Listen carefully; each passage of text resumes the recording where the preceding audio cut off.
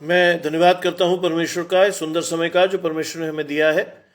मैं विशेष धन्यवाद करना चाहता हूं प्रभु में मेरे भाई अनुपम डेविड, अपनी भाभी बहन शबनम डेविड जी का, समस्त आगरा मंडली परिवार का, जिन्होंने ये समय मुझे दिया कि मैं परमेश्वर के सम्मुख जाकर परमेश्वर से पवित्र आत्मा का दान मांगकर परमेश्वर के वचन में से कुछ भेदों को आपके समक्ष प्रस्तुत कर सकूं। ये बड़ा सुंदर समय है जब परमेश्वर का पवित्र आत्मा हमारे बीच है। बाइबल कहती है जहां 2 या 3 मेरे नाम से होंगे मैं उनके बीच में होऊंगा। आइए परमेश्वर के वचन में जाने से पूर्व परमेश्वर की आराधना में कुछ गीतों को गाएंगे। पहला गीत जो हम गा रहे हैं वो है इत्मीनान खुदा का मिसले दरिया है, सारी मुश्किलात पर गालिब होता है। कामिल है पर तो भी बढ़ता जाता है, रोज बरोज वो गहरा होता जाता है। कुर्वते यहोवा बख्शती है आराम, ईमानदार के दिल को कामिल इत्मीनान। उसके हाथ के नीचे मिलती है पनाह, हमलों से शैतान के कामिल आराम गाह। कुल्फत और बेचैनी दिल से जाती है, और नजदीक घबराहट नहीं आती है। कुर्वते यहोवा बख्शती है आराम, ईमानदार के दिल को कामिल इत्मीनान। हर एक रंजो राहत ऊपर ही से है, चश्माए मोहब्बत उसका मंबा है। आपको उसे सौंपे वो है मददगार, वो ही ईमानदार को देता है करार। कुर्वते यहोवा बख्शती है आराम, ईमानदार के दिल को कामिल इत्मीनान।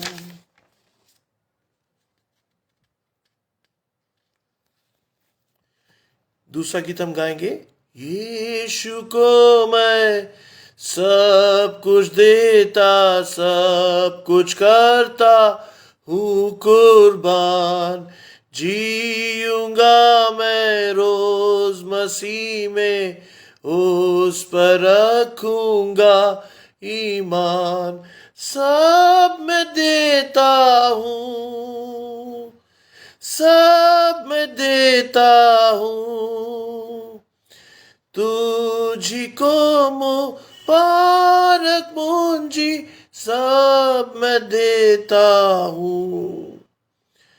यीशु को मैं सब कुछ देता, झुकता तेरे कदमों पर, छोड़ता सारी दुनियादारी, मुझे ले और अपना कर। सब मैं देता हूँ, सब मैं देता हूँ, तुझी को मुबारक मुंजी सब कुछ देता हूँ। यीशु को मैं सब कुछ देता, मुझे बिल्कुल अपना कर। दे मकबूलियत की गवाही, हूँ मैं तेरा सरासर। सब मैं देता हूँ, सब मैं देता हूँ, तुझी को मुबारक मुंजी सब कुछ देता हूँ। यीशु को मैं सब कुछ देता, अभी उसके पाक हुजूर। मुझ में भर प्यार और कुव्वत, बरकतों से कर मामूर। सब मैं देता हूँ, सब मैं देता हूँ। तुझी को मुबारक मुंजी, सब कुछ देता हूँ। यीशु को मैं सब कुछ देता, रूह की आग अब दिल में है। कमाल न जा की खुशी, सना सना उसकी जय। सब मैं देता हूँ, सब मैं देता हूँ। तुझी को मुबारक मुंजी, सब कुछ देता हूँ।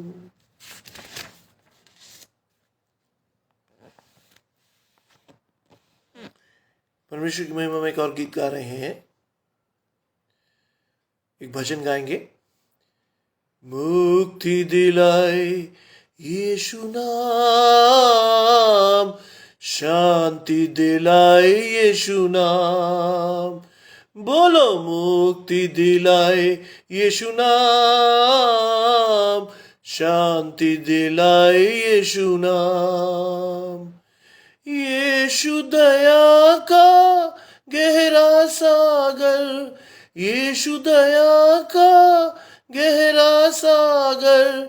यीशु है दाता महान, यीशु है दाता महान।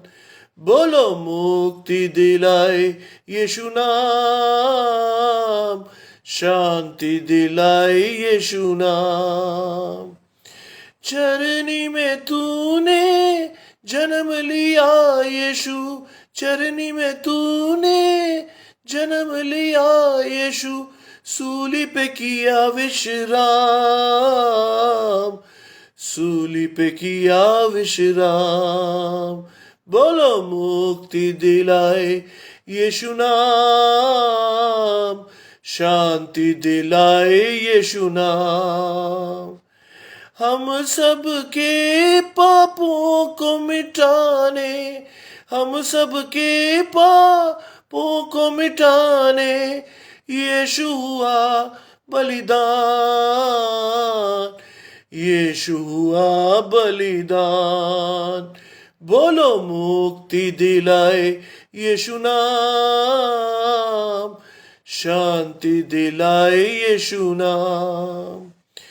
हम पर भी यीशु कृपा करना, हम पर भी यीशु कृपा करना। जो है पापी नादान, जो है पापी नादान। मुक्ति दिलाए यीशु नाम, शांति दिलाए यीशु नाम। क्रूस पे अपना खून बहाया यीशु, क्रूस पे अपना खून बहाया। सारा चुकाया दाम, सारा चुकाया दाम। बोलो मुक्ति दिलाए यीशु नाम, शांति दिलाए यीशु नाम।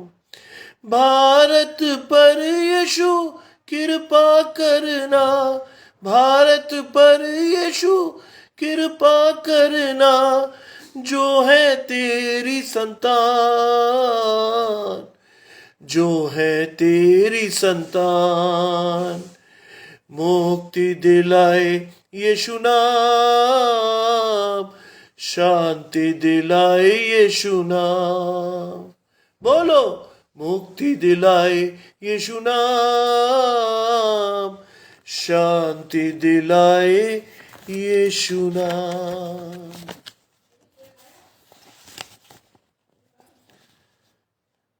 एक और गीत से परमेश्वर की महिमा कर रहे हैं।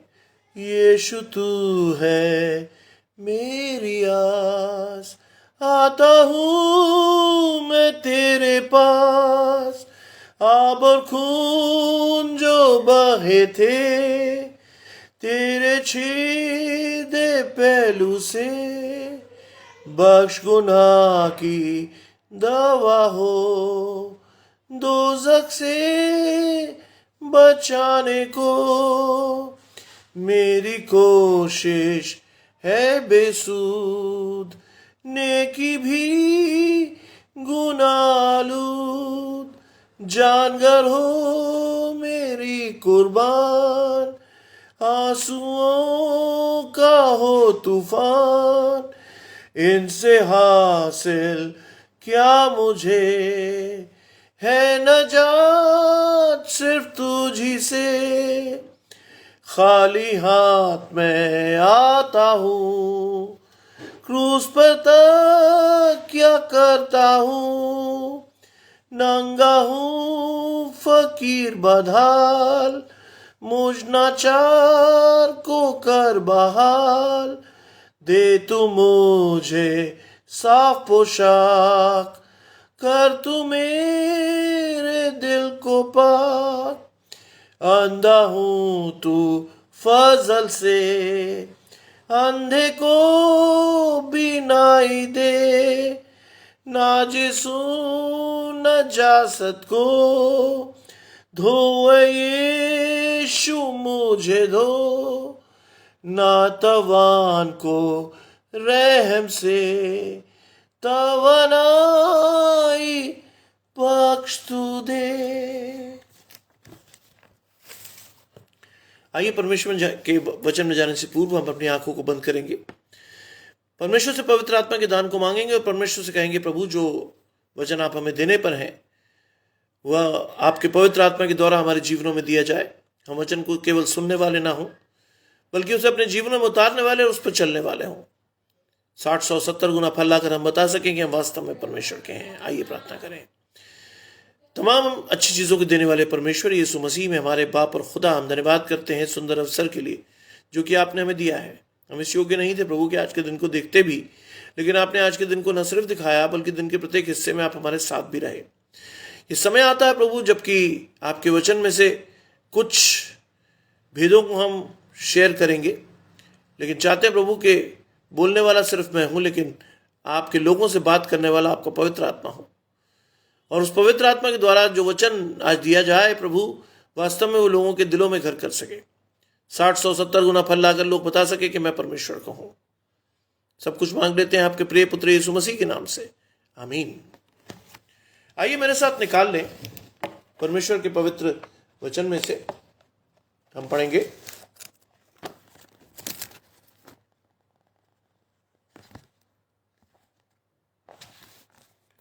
रोमियो उसका 8वां अध्याय और उसके पहले 11 पद। रोमियो उसका 8वां अध्याय और उसके पहले 11 पद, जहां लिखा है, अतः अब जो मसीह यीशु में है उस पर दंड की आज्ञा नहीं, क्योंकि वे शरीर के अनुसार नहीं वरन आत्मा के अनुसार चलते हैं। क्योंकि जीवन की आत्मा की व्यवस्था में यीशु ने मुझे पाप की और मृत्यु की व्यवस्था से स्वतंत्र कर दिया। क्योंकि जो काम व्यवस्था शरीर के कारण दुर्बल होकर न कर सकी, उसको परमेश्वर ने किया, अर्थात अपने ही पुत्र को पाप में शरीर की समानता में पाप बलि होने के लिए भेजकर शरीर में पाप पर दंड की आज्ञा दी। इसलिए कि व्यवस्था की विधि हमसे जो शरीर के अनुसार नहीं वरन आत्मा के अनुसार चलते हैं पूरी की जाए। क्योंकि शारीरिक व्यक्ति शरीर की बातों पर मन लगाते हैं, परंतु आध्यात्मिक आत्मा की बातों पर मन लगाते हैं। शरीर पर मन लगाना तो मृत्यु है, परंतु आत्मा पर मन लगाना जीवन और शांति है। क्योंकि शरीर पर मन लगाना तो परमेश्वर से बैर रखना है, क्योंकि ना तो परमेश्वर की व्यवस्था के अधीन है और ना हो सकता है। क्योंकि जो शारीरिक दशा में है वे परमेश्वर को प्रसन्न नहीं कर सकते। परंतु जब परमेश्वर का आत्मा तुम में बसता है तो तुम शारीरिक दशा में नहीं परंतु आत्मिक दशा में हो। यदि किसी को मसीह का आत्मा नहीं तो वह उसका जन नहीं, और यदि मसीह तुम में है तो देह पाप के कारण मरी हुई है, परंतु आत्मा धर्म के कारण जीवित है। यदि उसी ने आत्मा जिसने यीशु को मरे हुओं में से जिलाया तुम में बसा हुआ है, तो जिसने मसीह यीशु को मरे हुओं में से जिलाया वह तुम्हें तुम्हारी नश्वर देहों को भी अपनी आत्मा के द्वारा जो तुम में बसा हुआ है जलाएगा। ये परमेश्वर का वचन है। परमेश्वर का धन्यवाद हो।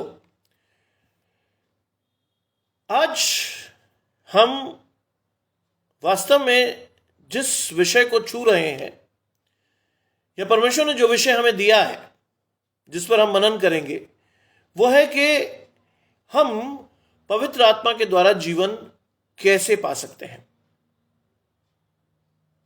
पहली आयत जो आपके सामने लिखी गई है, पौलुस रोमियो की कलीसिया को लिखता है 8वें अध्याय की पहली आयत में, अतः जो मसीह यीशु में है उन पर दंड की आज्ञा नहीं। यह अपने आप में बहुत सारी बातों को कहता है। मसीह यीशु में होना वास्तव में मसीह यीशु के लहू से अपने आप को पवित्र होकर पाप से बचाना है, क्योंकि मसीह यीशु आज भी, अगर हम बात करें, आज की बात करें, तो परमेश्वर और हम लोगों के बीच में यदि हम एक परफेक्ट मध्यस्थ की बात करें तो यीशु मसीह से बड़ा और बेहतर मध्यस्थ नहीं हो सकता। जो भी प्रार्थना आज हम करते हैं, उस प्रार्थना के अंत में हम कहते हैं सब कुछ मांग लेते हैं या सब कुछ देते हैं, किसके नाम से? यीशु मसीह के नाम से। और इसीलिए लिखा है कि अब जो यीशु मसीह में है उन पर दंड की आज्ञा नहीं, क्योंकि वो उसके लहू से धुले हुए लोग हैं। ब्रैकेट में लिखते हैं क्योंकि वह शरीर के अनुसार नहीं वरन आत्मा के अनुसार चलते हैं। शरीर के अनुसार न चलकर आत्मा के अनुसार चलना आध्यात्मिक जीवन का पहला लक्षण है। देखो, पुरानी बातें बीत गईं और वो सभी नई हो गईं। आज की स्थिति में यदि हम देखें तो ये पढ़ने में बहुत आसान है, लेकिन करने में बहुत मुश्किल। पढ़ने में तो बहुत आसान है कि हम पे दंड की आज्ञा नहीं, क्योंकि हम शरीर के अनुसार नहीं वरन आत्मा के अनुसार चलते हैं। लेकिन अपने दिल पर हाथ रख के देखिए, अपने दिल पर हाथ रख के स्वयं को उत्तर दीजिए, क्या हम ऐसा कर रहे हैं? क्या हम आत्मा के अनुसार चल रहे हैं? क्या हम ये क्लेम कर सकते हैं कि हम पर दंड की आज्ञा नहीं? और अगर हम क्लेम कर सकते हैं तो वास्तव में हम यीशु मसीह के द्वारा बचाए हुए जन हैं। लेकिन अगर हम नहीं कर सकते तो आज अपने आप को सुधारने की आवश्यकता है इस वचन के अनुसार, क्योंकि जीवन की आत्मा की व्यवस्था ने मसीह यीशु में मुझे पाप की और मृत्यु की व्यवस्था से स्वतंत्र कर दिया। क्योंकि जीवन की आत्मा, यीशु मसीह क्या कहता है? मैं चाहता हूं तुम जीवन पाओ और बहुतायत का जीवन पाओ। मार्ग, जीवन और सत्य मैं हूं। जिसने मुझे देखा उसने पिता को भी देख लिया है। आज समय है अपने आप को जांचने का। अंग्रेजी में एक शब्द इस्तेमाल करते हैं इंट्रोस्पेक्ट करने का। देखें कि आप वास्तव में उस परिमाण के अनुसार जो मसीह यीशु ने आपके लिए सेट किया है, क्या आप खरे उतरते भी हैं या नहीं। और अगर उतरते हैं तो बहुत धन्यवाद हो परमेश्वर का, लेकिन अगर नहीं तो समय है अपने आप को सुधारने का। क्या लिखा है? क्योंकि जीवन की आत्मा की व्यवस्था ने मसीह यीशु में मुझे पाप की और मृत्यु की व्यवस्था से स्वतंत्र कर दिया। मुझे, यू क्लेम योर सैल्वेशन। उद्धार को आप क्लेम कर रहे हैं कि आपको यीशु मसीह ने पाप और मृत्यु की व्यवस्था से स्वतंत्र कर दिया। कैसे? अपने बलिदान के द्वारा, अपने लहू के द्वारा। उसने अपने लहू के द्वारा आपको जीवन के उस बंधन से छुड़ा दिया है, उसे आपको खरीद लिया है शैतान से। लेकिन क्या हम इस महत्व को समझ पाए हैं? क्या हम इस चीज को समझते हैं? और अगर हां तो बहुत अच्छी बात, लेकिन अगर नहीं तो आज समझने की आवश्यकता है। क्योंकि जीवन की आत्मा की व्यवस्था ने मसीह यीशु में मुझे पाप की और मृत्यु की व्यवस्था में स्वतंत्र कर दिया। यीशु में जब हम परमेश्वर में होते हैं तो हम नई सृष्टि हो जाते हैं। पुरानी बातें बीत गई, देखो वो नई हो गई जब हम यीशु मसीह में अपने आप को पाते हैं।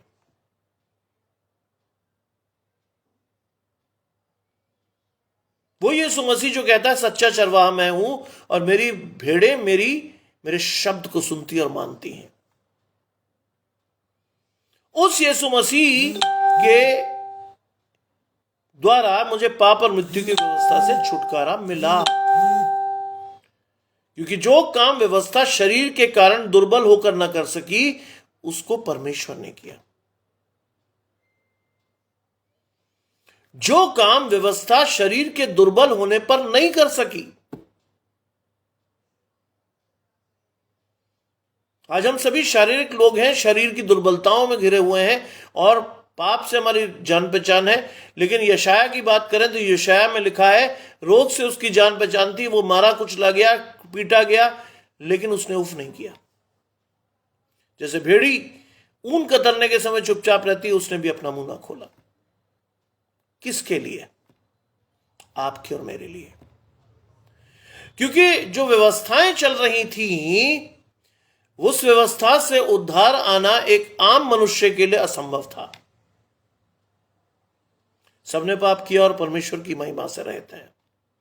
उस महिमा को पाने के लिए यीशु मसीह को दिया गया और लिखा गया है कि उसने अपने निज पुत्र को भी न रख छोड़ा और आपके और मेरे लिए दे दिया, जिससे कि जो कोई उस पर विश्वास लाए नाश ना हो वरन अनंत जीवन पाए। यीशु में मुझे पाप और मृत्यु की व्यवस्था से स्वतंत्र किया। यीशु ने।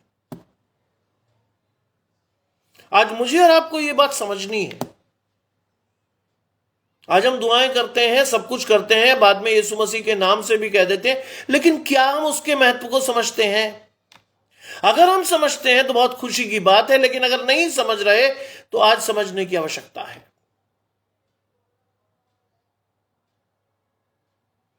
क्योंकि यीशु मसीह ही था जिसकी कुर्बानी से आज मैं और आप अनुग्रह के उस जमाने में बड़े आराम से जीवित हैं, वरना शायद हम जीवित भी ना होते।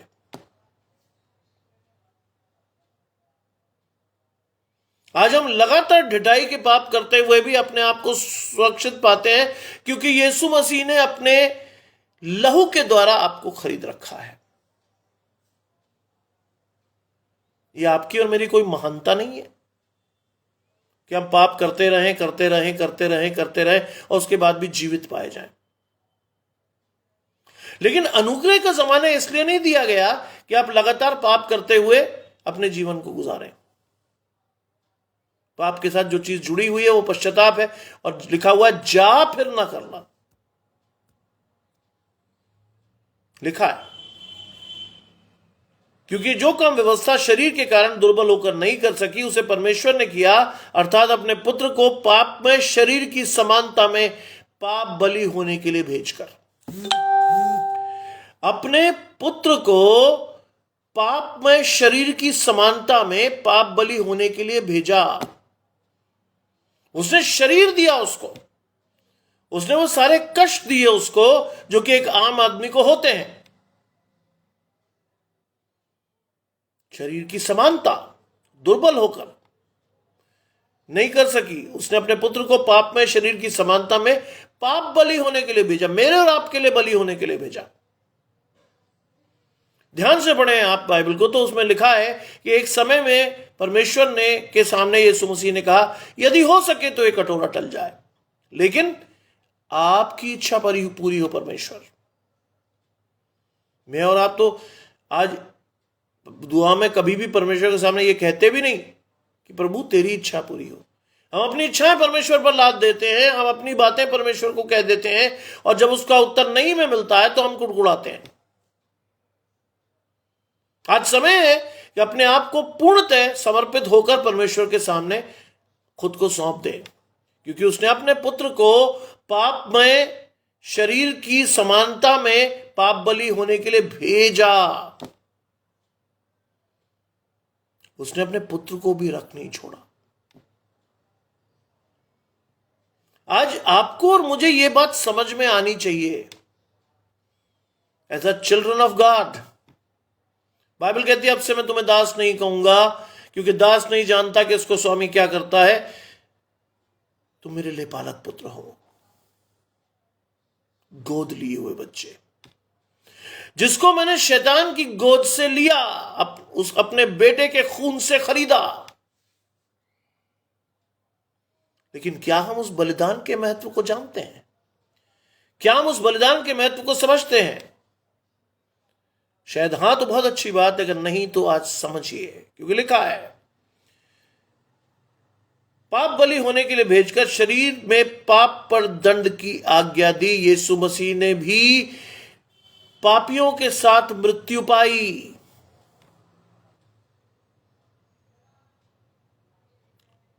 दोनों तरफ डाकू चढ़ाए गए। वहां भी चैलेंज था, यदि तू अपने आप को परमेश्वर का पुत्र कहता है तो हमें छुड़ा, खुद को और हमें छुड़ा। शैतान ने वहां भी चैलेंज रखा परमेश्वर के सामने कि वो कुर्बानी, वो बलिदान पूरा ना हो जो समस्त मानव जाति के लिए यीशु मसीह दे रहे थे। आज मैं और आप तो ईस्टर मनाते हैं एक त्योहार के रूप में। ईस्टर आया गया, त्योहार खत्म, आपकी सोच भी खत्म। क्या मैं और आप आज भी यीशु मसीह के बलिदान का महत्व समझने में सक्षम है या नहीं? और अगर है तो ये मसीहत का लक्षण है, और अगर नहीं तो आज जानने की आवश्यकता है, क्योंकि लिखा है, इसलिए कि व्यवस्था की विधि हमसे जो शरीर के अनुसार नहीं वरन आत्मा के अनुसार चलते हैं पूरी की जाए। आज मैं और आप इस दुनिया में क्यों हैं? इसका जवाब रोमियो की इस पत्री में साफ है। आज मैं और आप इस दुनिया में क्यों हैं? क्योंकि व्यवस्था की विधि जो शरीर के अनुसार नहीं वरन आत्मा के अनुसार है, उसको पूरी करने के लिए हम यहां हैं। प्रश्न यह है कि हम कितनी पूरी कर रहे हैं? क्या हम वास्तव में मसीह के बलिदान के महत्व को समझते हैं? क्या हम वास्तव में आत्मा के अनुसार चल रहे हैं? क्या वास्तव में हमने आत्मा के अनुसार परमेश्वर की व्यवस्था की विधि को पूरा करने का प्रयास किया है? ये वो प्रश्न है, ये वो ज्वलंत प्रश्न है जो आपको स्वयं से पूछते रहने होंगे अगर आप वास्तव में मसीह के चेले हैं या मसीह के लिए पालक पुत्र हैं। तो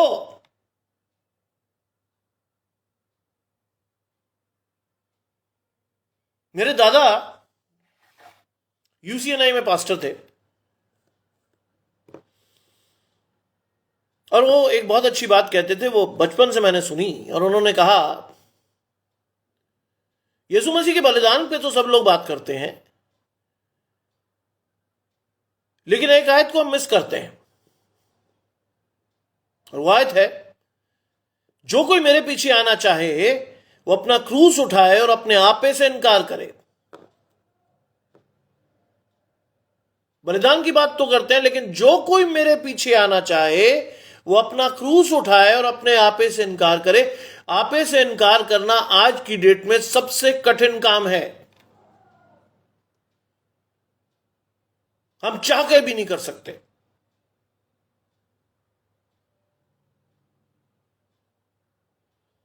हमारे अंदर तो गुरूर, घमंड, अभिलाषाएं इस कदर है कि यदि हम चाहें भी तो हम अपने आपे का इनकार नहीं कर सकते। इस आयत को हम मिस करते हैं। यीशु के बलिदान की बहुत सारी बातें करते हैं, लेकिन यीशु मसीह के पीछे चलने के लिए जो शर्त है वो बहुत ही कठिन है। पढ़ने में बहुत आसान है, क्रूस उठाए चल दे, अपने आपे से इनकार करे। क्रूस उठाने का मतलब है कि हमें भी परमेश्वर के साथ उन सारी चीजों को देखकर, समझकर अपने आप को परमेश्वर के सामने शून्य कर देना है।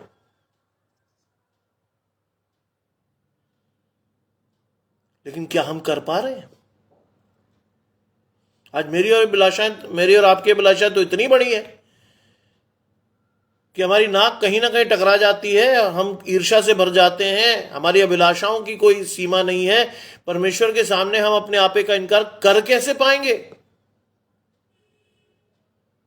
आज हमें भी अन्य जातियों की तरह वो सारी चीजें चाहिए जो कि जिसके पीछे वो भ्रष्टाचार, बेईमानी और तरह तरह की चीजें कर रहे हैं।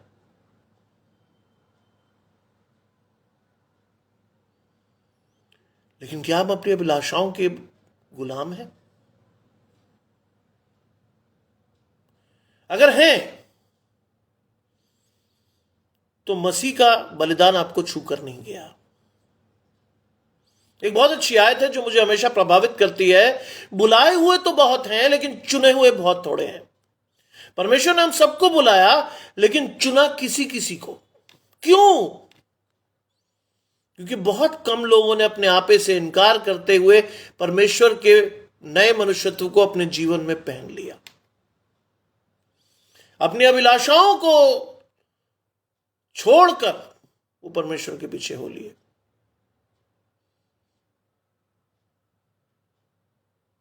आज भी मुझे किसी चीज की आवश्यकता होती, यकीन जानिए, सुनने में बड़ा हास्यास्पद लगेगा आपको, तो मैं किसी से कुछ नहीं कहता। चाहे मुझे ये घर चाहिए था, चाहे मुझे कोई चीज चाहिए थी जो जमीनी थी, वो भी अगर मुझे चाहिए थी, तो मैंने सीधा परमेश्वर से कहा जाके, प्रभु मुझे ये चाहिए, अब आप जानो कैसे मिलेगी। जिस घर में मैं बैठा हूं वो जगह मुझे 2003 में पसंद आई। मैंने परमेश्वर से गुजरते हुए कहा, प्रभु मैं इतना सामर्थी नहीं हूं कि यहां पर जमीन खरीद सकूं, लेकिन आप सामर्थी हैं।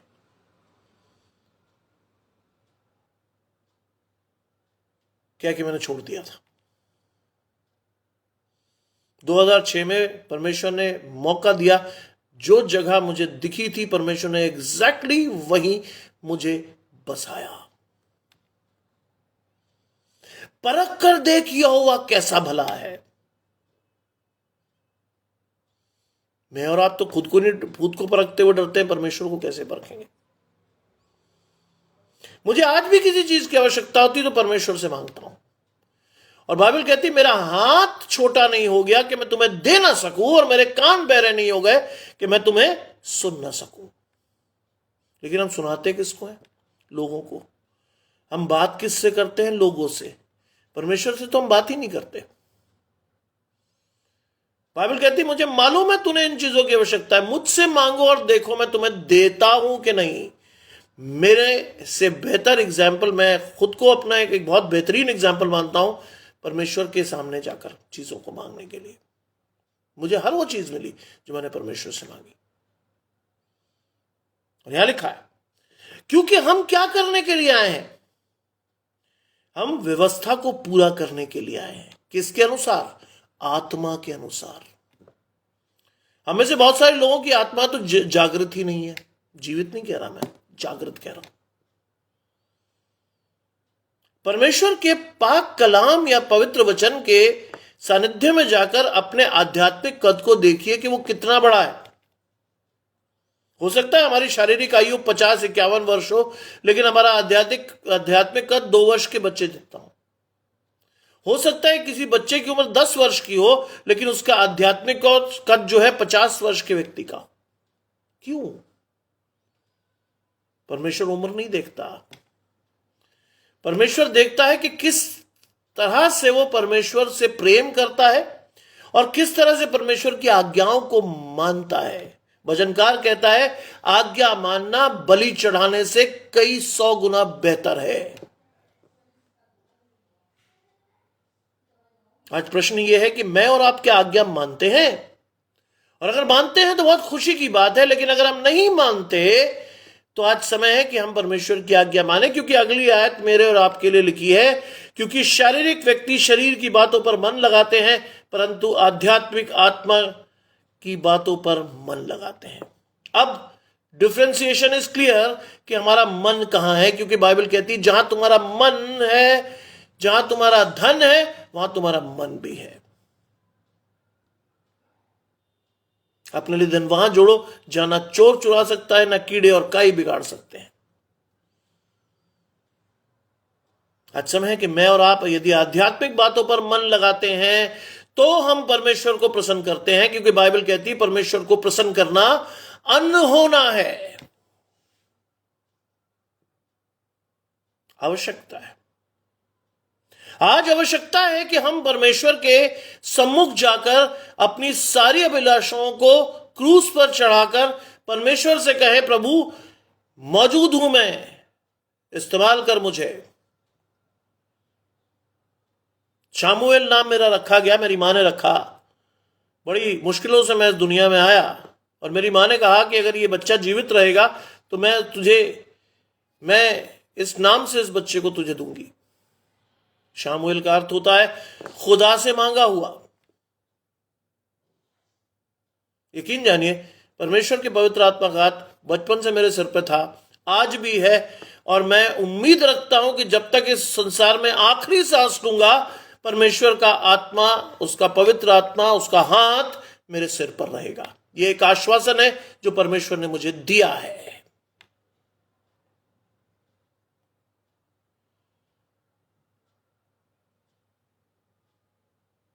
आज अगर आपको परमेश्वर को देखना है, अगर आप चाहते हैं कि परमेश्वर को आप रूबरू देखें, तो क्या आवश्यक है? यूहन्ना 1:1 आदि में वचन था, वचन परमेश्वर के साथ था, वचन ही परमेश्वर था। पौलुस लिखता है कि वचन मिट्टी के बर्तनों में रखकर हमें दिया गया। यह खजाना, बल्कि ये वचन नहीं कहता, ये खजाना हमें मिट्टी के बर्तनों में रखकर दिया गया। बाइबल की पहुंच एक आम आदमी तक आज है। परमेश्वर ने व्यवस्था को पूरा करते हुए बाइबल आपके हाथ में दी, जिससे कि आप उसे पढ़ें और समझें और उसके अनुसार अपने जीवनों को गुजार दें।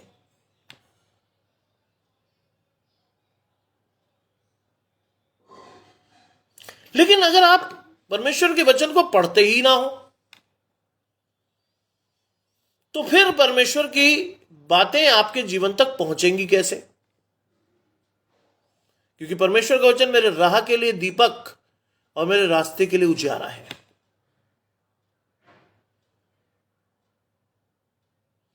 परमेश्वर कहता है कि मैं जीवन की रोटी हूं, जो मुझे खाएगा और मेरे जीवन के जल को पिएगा वो ना कभी भूखा होगा ना प्यासा होगा। आज समय है इन सारी बातों के महत्व को अपने जीवन में समझने के लिए, क्योंकि वास्तव में यदि आपको जीवन में आगे बढ़ना है आध्यात्मिक रूप से, तो ये बातें आपके जीवन के लिए आवश्यक अंग हैं। आज परमेश्वर का पवित्र आत्मा आपसे बात कर रहा है। मैं तो माध्यम हूं मात्र। यकीन जानिए मैं अपने कॉलेज में बीए पार्ट 1 की एडमिशन कमेटी का चेयरमैन हूं, और आज बीए पार्ट 1 का एडमिशन था और मैं लौट कर आया लगभग 4 बजे। थक गया था बहुत बुरी तरह। 4 से लगभग 5 साढ़े 5 बजे तक सोया। उसके बाद मैंने अपने बेटे को पढ़ाया और अचानक से मुझे ध्यान आया कि सुबह बात हुई थी कि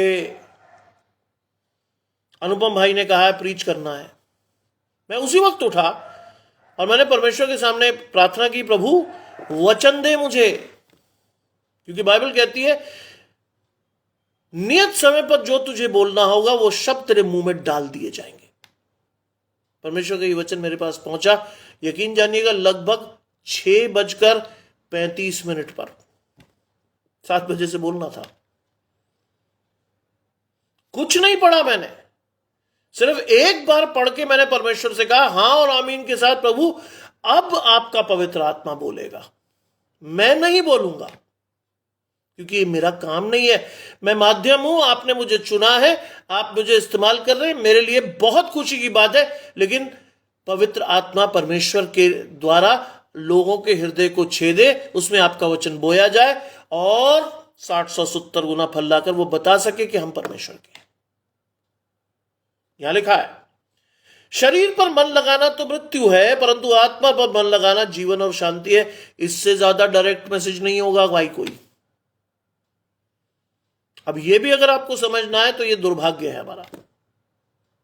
ये चीज भी अगर आप ना समझ पाए तो वास्तव में दुर्भाग्य है, क्योंकि बाइबल कहती है, यीशु मसीह दृष्टांतों में इसलिए कहता था कि वो देखते हुए ना देखे, सुनते हुए ना सुने, और अगर सुने भी तो समझे नहीं, क्योंकि उनका मन मोटा हो गया है। आज शैतान ने हमारे मन को मोटा कर दिया है। शैतान नहीं चाहता कि हम परमेश्वर के वचन को सुने और समझे। हमारी स्थिति उस बीज के समान है जो झाड़ियों में गिरा। संसार की चिंताओं ने, जीविका के दुख ने इतना दबा दिया हमें परमेश्वर के वचन को कि हम उसे जान ही नहीं पाए। जड़ पकड़ने के ना पकड़ने के कारण सूख गया। आज परमेश्वर का वचन भी ऐसा ही है कि हमारे जीवनों में आता तो है, लेकिन जड़ न पकड़ने के कारण सूख जाता है। शैतान हर लेता तुरंत,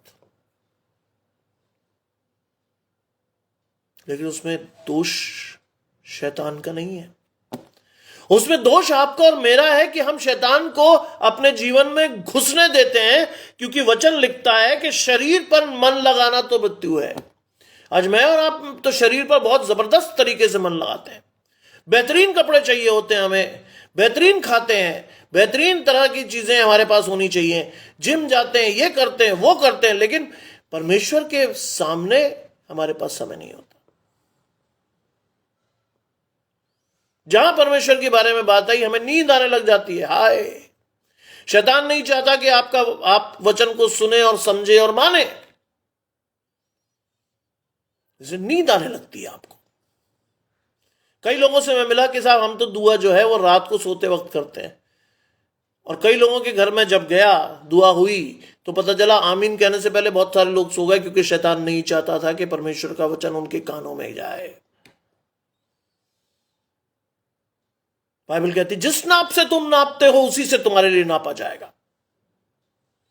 आज अगर हम परमेश्वर को ढिलाई के तौर पर देख रहे हैं, आज हम परमेश्वर के महत्व को नहीं समझ रहे, एक समय आएगा परमेश्वर आपके महत्व को नहीं समझेगा। परमेश्वर को जीवन में प्रथम स्थान दे, परमेश्वर आपको जीवन में प्रथम रखेगा। मेरी कोई लियाकत नहीं है, मेरे पास कोई थियोलॉजिकल डिग्री नहीं है, लेकिन परमेश्वर का दान है। आज मैं लगभग 350 से 450 बार प्रचार कर चुका हूं, लेकिन अगर आप मुझसे पूछेंगे कि कुछ लिखा, मैं एक भी शब्द नहीं लिखता, क्योंकि मेरा काम नहीं है। ये परमेश्वर के पवित्र आत्मा का कार्य है, और परमेश्वर जितनी खूबसूरती से करता है, शायद मैं लिखकर उतनी खूबसूरती से कभी नहीं कर सकता। आज समझने की बात है कि शरीर पर मन लगाना तो मृत्यु है, परंतु आत्मा पर मन लगाना जीवन और शांति है। मैं चाहता हूं तुम जीवन पाओ और बहुतायत का जीवन पाओ। परमेश्वर की शांति जो समझ से परे है, तुम्हारे दिलों और ख्यालों को पवित्र रखेगी। जीवन और शांति, ये दो चीजें अगर आपके जीवन में है तो वास्तविक रूप से मसीह है। बहुतायत का जीवन परमेश्वर सबको नहीं देता है ना, और शांति जो समझ से परे है वो भी परमेश्वर सबको नहीं देता। उनको जो परमेश्वर के खोजी हैं उनको मिलता है ये। आगे वो लिखता है, परंतु शरीर पर मन लगाना तो परमेश्वर से बैर रखना है। शरीर पर मन लगाना, आज मैं और आप तो तरह तरह की फोटोग्राफ डाल के व्हाट्सएप पर दिखाने की कोशिश करते हैं, वाह वाह वाह क्या बात है, लेकिन शायद उतना जोर अगर हम परमेश्वर के साथ लगाते तो हम कहां होते। बहुत ऊंचे पद पर होते हैं परमेश्वर की दृष्टि में। दुनिया के हिसाब से मत देखिएगा दुनिया आपको क्या समझ रही है, लेकिन मैं कहता हूं अगर आप परमेश्वर के साथ हैं तो परमेश्वर नियत समय पर आपको उठाएगा, और इस कदर उठाएगा कि लोग आपको ईर्ष्या की दृष्टि से देखेंगे। मैं अपने परिवार में पहला व्यक्ति हूं जो कॉलेज में प्रोफेसर है, शायद आखिरी भी हो सकता हूं। मैंने एक नया रास्ता चुना जो कि मेरे परिवार के रास्ते से भिन्न था। मेरे दादा पादरी थे, मेरे पिताजी डीआईजी थे। मैं एक नए रास्ते पर गया क्योंकि परमेश्वर चाहता था मैं जाऊं, और विगत 27 वर्षों से परमेश्वर ने यह चाहा, और इसलिए मैं परमेश्वर की इच्छा को पूरी करते हुए उस कार्य को कर रहा हूं। आज परमेश्वर की इच्छा को जानना हमारे लिए सर्वोपरि है। अगर आप परमेश्वर की इच्छा को जानते हैं तो जीवन में वो सारी चीजें जो आप चाहते हैं परमेश्वर आपके लिए करेगा। क्योंकि लिखता है शरीर पर मन लगाना तो परमेश्वर से बैर रखना है, क्योंकि ना तो परमेश्वर की व्यवस्था के अधीन है और ना हो सकता है। जब आप शारीरिक दशा में होते हैं तो आप परमेश्वर की व्यवस्था को पूरी नहीं करते, बल्कि उसको कहीं ना कहीं आप क्या करते हैं, उसका उल्लंघन करते हैं। कई लोग मुझे मिलते हैं ये कहते हुए कि साहब सब धर्म समान है, ये है फलाना ढिकाना। लेकिन मैं उनसे कहता हूं कि बाइबल में अगर आप ध्यान से पढ़ें तो किसी के परमेश्वर ने कहीं भी अपने प्राण नहीं दिए मानवता के लिए। ये सिर्फ हमारे सेक्ट में हुआ। यीशु मसीह ने पूरी मानवता के लिए किया। आज उस महत्व को हमें अपने जीवन में समझना है, और ना सिर्फ समझना है बल्कि समझाना भी है, क्योंकि परमेश्वर ने हमें भय का आत्मा नहीं दिया। प्रचार कीजिए। बाइबल में लिखा है, यीशु मसीह कहता है यदि तुम चुप रहोगे तो ये पत्थर चिल्ला उठेंगे।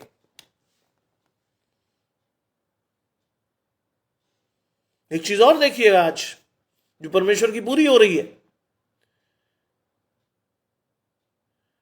तो क्या पूरा हो रहा है? राज्य की संतान बाहर रह जाएगी, लेकिन जो पीछे से आएंगे वो पहले किए जाएंगे और वो परमेश्वर के राज्य के अधिकारी होंगे। आज मैं और आप अपने आप को मसीही कहते हैं, 3-3 4-4 पीढ़ियों से अपने आप को मसीह बताते हैं, लेकिन क्या हमारा आध्यात्मिक जीवन उतना ऊंचा है जितना एक ऐसे व्यक्ति का जिसने मसीह को ग्रहण करके अपना सर्वस्व दे दिया? मेरा आप कहते हैं हम थोड़े थोड़े शैतान के भी हैं, थोड़े मसीह के भी हैं, लेकिन बाइबल कहती है कि एक ही सोते से खारा और मीठा पानी नहीं निकल सकता। एक ही व्यक्ति 2 स्वामियों की सेवा नहीं कर सकता। वो एक से बैर रखेगा, एक से प्रेम रखेगा। आज मुझे और आपको ये डिसाइड करना है कि हम किससे बैर और किससे प्रेम रखेंगे। आज डिसाइड कीजिए। आज निर्णय लेने का अवसर है, क्योंकि व्यवस्था के वो ना तो परमेश्वर की व्यवस्था के अधीन है और ना हो सकता है, और जो शारीरिक दशा में है वो परमेश्वर को प्रसन्न नहीं कर सकते। इससे सीधा मैसेज क्या देगा पौलुस आपको? जो शारीरिक दशा में है वो परमेश्वर को प्रसन्न नहीं कर सकते। आज चुन लीजिए कहां हैं आप, कैसे रहेंगे आप। मैं ये नहीं कहता सब कुछ छोड़ के साधु बन जाए, लेकिन अगर कुछ चाहिए परमेश्वर से मांगिए और देखिए परमेश्वर आपको देगा। मत मांगिए किसी से, मत देखिए किसी की और उम्मीद से। सिर्फ एक ही है जो आपको दे सकता है, वो है परमेश्वर। ये मेरा व्यक्तिगत अनुभव है। मुझे जो चाहिए होता है, कुछ भी हो, छोटी से छोटी, बड़ी से बड़ी, और मुझे दिखता है कि मैं अगर मेरी सामर्थ्य से बाहर है तो मैं सीधा परमेश्वर से कहता हूं प्रभु मुझे दे। सही होता है प्रभु देता है, नहीं होता तो मना कर देता है, नहीं। मेरे ग्रैंड पेरेंट्स जब पार्टीशन का दंश झेल के हिंदुस्तान आए तो मेरी नानी ने मुझे एक बहुत अच्छी बात सिखाई कि कभी किसी के घर जाओ और कोई बहुत अच्छी चीज देखे तो उससे ईर्ष्या मत करो। सिर्फ परमेश्वर के सामने जाकर कहो प्रभु मुझे मेहनत करने की इतनी सामर्थ्य दे कि इससे बेहतर खरीद सकूं। ये वो शिक्षा थी जो बाइबल के अनुसार लिखा है कि बच्चे को शिक्षा उसी मार्ग की दे जिस पर उसे चलना चाहिए, और वो बुढ़ापे में भी उससे नहीं हटेगा। आज मुझे जिंदगी में कुछ चाहिए होता है तो मैं उसी शिक्षा पर चलता हूं, प्रभु से कहता हूं, प्रभु मुझे मेहनत करने की इतनी ताकत दे कि मैं उससे बेहतर ले सकूं। क्यों? क्योंकि जब परमेश्वर देता है तो वो उसमें दुख मिलाकर नहीं देता। ये मैं नहीं कह रहा आपको, बाइबल कहती है जब परमेश्वर देता है तो वो आपको दुख मिलाकर कभी नहीं देता। सांसारिक चीजों को जब आप खरीदेंगे तो उसमें दुख, परेशानी, दिक्कतें साथ में आएंगी, लेकिन आप परमेश्वर से मांगकर देखिएगा, जो सुकून परमेश्वर की दी हुई चीज में होगा, भले ही वो छोटी या साधारण हो, लेकिन वो आपके जीवन को खुशियों से भर देगी।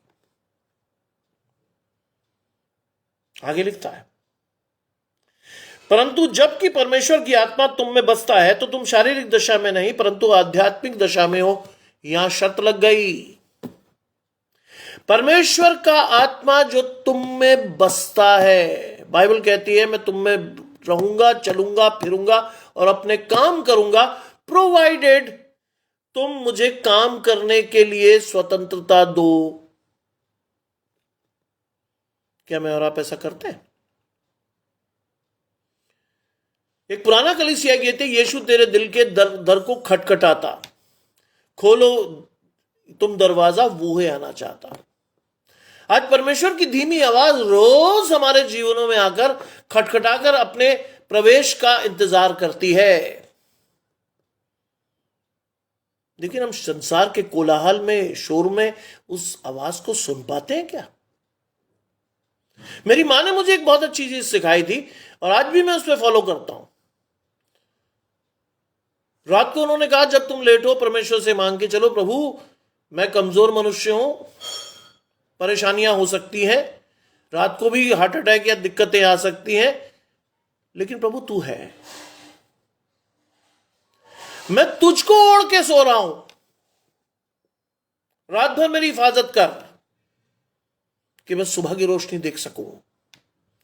और उन्होंने कहा दूसरा पक्ष है, जब सुबह उठ जाओ तो खड़े होने, पैर जमीन पे नहीं लगने चाहिए, खड़े उठने से पहले प्रभु से कहो, प्रभु दिन शुरू हो गया, रात की आशीषों के लिए धन्यवाद, लेकिन दिन शुरू हो गया, आज और अभी से मेरी अगुवाई कर, मेरे सामने चल,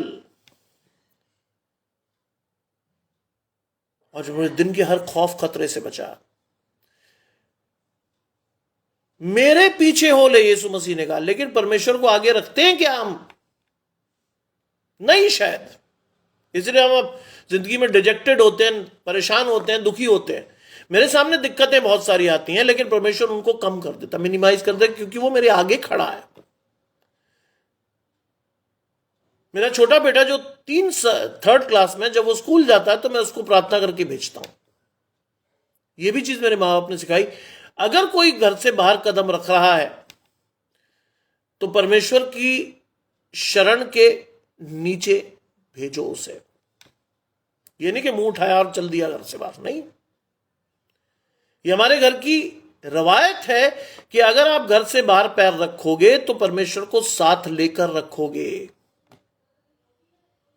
basically we belong to Punjab.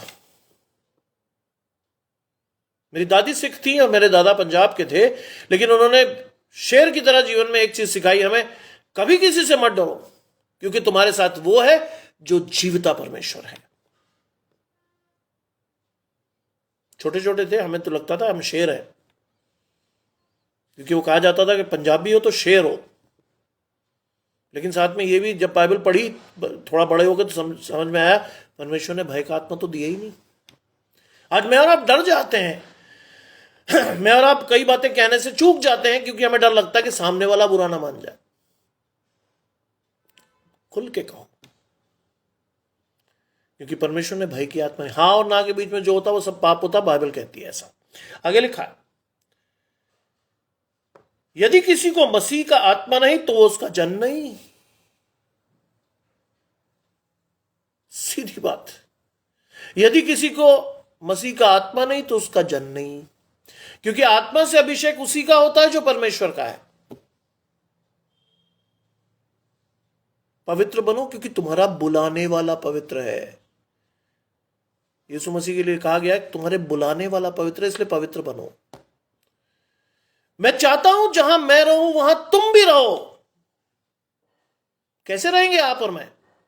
अगर हम अपवित्र हुए तो हम रह ही नहीं सकते भाई, किसी भी तरह से नहीं रह सकते। इसलिए उस मापदंड, उस मानदंड जिसके अनुसार यीशु मसीह परमेश्वर के पास बुलाए गए हैं, उसी के अनुसार हमें जीवन में आगे बढ़ना है। परमेश्वर की आत्मा को पहनकर आगे बढ़ना है, अपने आध्यात्मिक कद को बढ़ते हुए देखना है, अपने आध्यात्मिक जीवन से लोगों को मार्गदर्शन देना है। ये नहीं कि हमें देख के लोग कहें हे भगवान, हे प्रभु, ये है परमेश्वर का जन, हाय हाय। इससे बेहतर नहीं होता। एक उदाहरण के रूप में परमेश्वर ने हमें रखा है कि लोग हमें देखकर ये जान लें कि हम परमेश्वर के हैं। और लिखा है साफ तौर पर, जिसमें मसीह का आत्मा नहीं वो उसका जन नहीं, क्योंकि यदि मसीह तुम में है तो देह पाप के कारण मरी हुई है। यदि मसीह तुम में है तो देह पाप के कारण मरी हुई है। कई लोग बड़ी चीजों को जस्टिफाई कर जाते हैं। मेरे एक मित्र ने मुझे समझाया, क्रिश्चियन भाई था, उसने समझाया कि देखिए शराब पीने में कोई दिक्कत नहीं। मैंने कहा है क्यों? कहते साहब वो यीशु मसीह ने भी तो दाखरस बनाया था।